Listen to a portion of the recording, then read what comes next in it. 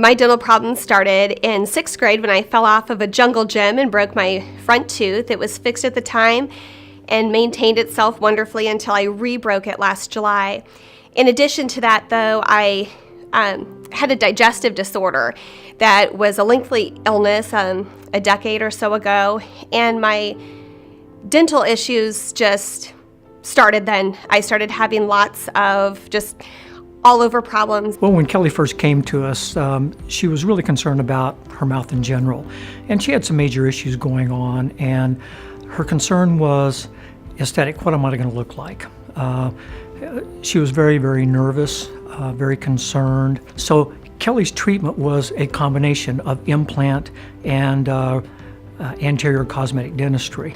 Ultimately, that tooth needed an implant, as did the one next to it. So we had that on the board. I needed crowns across every tooth on the top.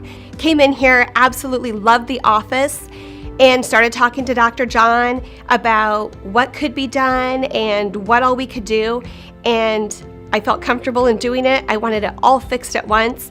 And over the past year, I've gone from not smiling in any pictures to really getting my life back. That's what has happened. The thing about anterior implant dentistry is trying to, again, recreate nature. What did nature give her in the first place with her smile?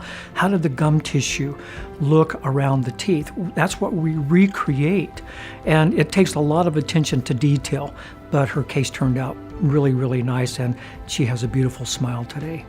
A smile means to me being back to who I was before. Dr. John doing this work for me has restored me to who I was, some of which I didn't even realize I had actually lost. Now I'm in the habit that I can actually smile and I don't have to worry about how I'm, talking with my lips closed or anything like that. So a smile, maybe it sounds cliche, but a smile is life-changing and it makes a huge difference in somebody's life. It's important.